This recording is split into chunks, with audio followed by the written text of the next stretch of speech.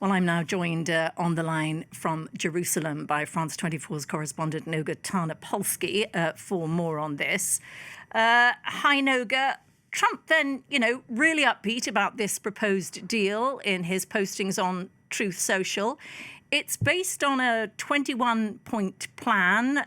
Some of the key points: permanent ceasefire, release of all the hostages, an international stabilization force for peacekeeping, and this idea of an international supervisory body to oversee a Palestinian committee that would govern Gaza for a transitional period.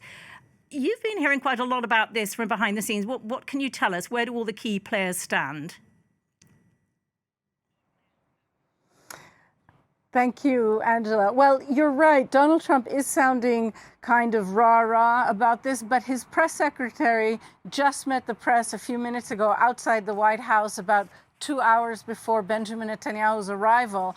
And she said, and I'm quoting, that the president expects both sides to accept it, which sounds to me like a little bit of pushing may still be in the cards. This 21-point Trump plan, I have to say, Angela, is substantially identical to President Joe Biden's three-phased plan that was on the table about a year and a half ago. And that is raising quite a few questions in Israel, certainly in the Israeli opposition and among the hostages' families, about the vast number of people killed in the interim period.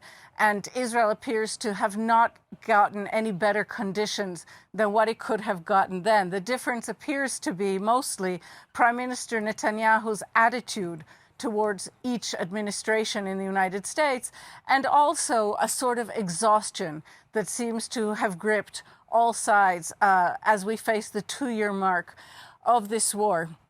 The hostages' families, I have to tell you, are close to desperate.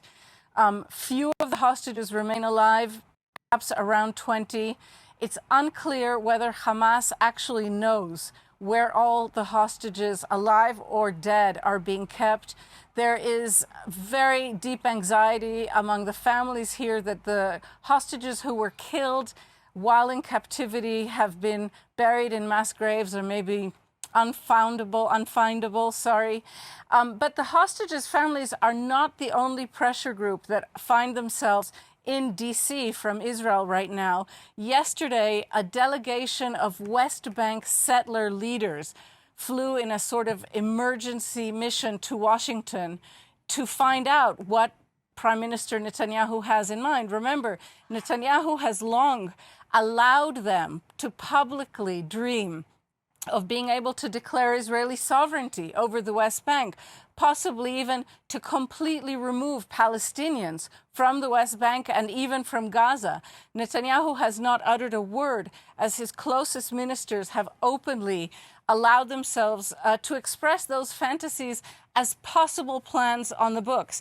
And what we hear now, what we heard in the most direct way yesterday from Vice President J.D. Vance, is that absolutely not, that the president wants Gazans to rule Gaza and West Bank Palestinians to rule the West Bank. He said in his own voice that he will not allow Benjamin Netanyahu to declare sovereignty or in any way annex the West Bank, as if Israel were a dependent of the United States. This is a prime minister who ran in his last election as a champion of sovereignty. So Prime Minister Netanyahu finds himself in a very complex political point, and he has, I would say, lobbyists from completely variant opposing sides making noise outside his hotel right now in Washington, D.C.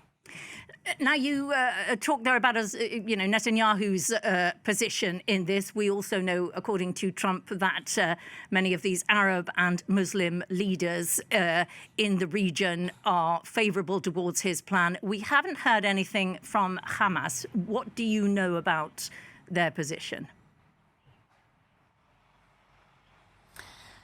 That's an excellent question. What you said is true. We have heard from the King of Jordan, from the President of Egypt, from the emirs of the Gulf Emirates, with whom Donald Trump is very, very close, including the Qatari emir. We have heard from all of them that they support this plan. And that in and of itself is also a pressure block. But for Hamas, the situation is no less complex or fraught than it is for Netanyahu. They are being asked to lay down their arms and to evacuate Gaza, to physically leave Gaza. What they're asking in return for that demand is that Israel has to commit to not pursue them in Qatar, possibly in other countries. What I know so far is that Israel is being asked to commit not to try again to eliminate these Hamas leaders in Qatar, if that's where they find exile. It's possible that Turkey will also offer them exile, and therefore that might show up as another demand to protect them in Turkey.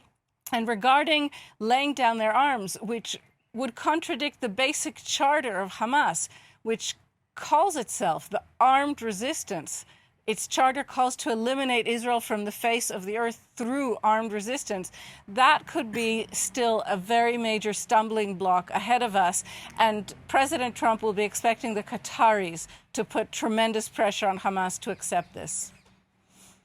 Okay, well, I'm afraid we're going to have to leave it there. Thanks very much, Noga Tarnopolsky there. That's all we have time for. Noga in Jerusalem there speaking to us.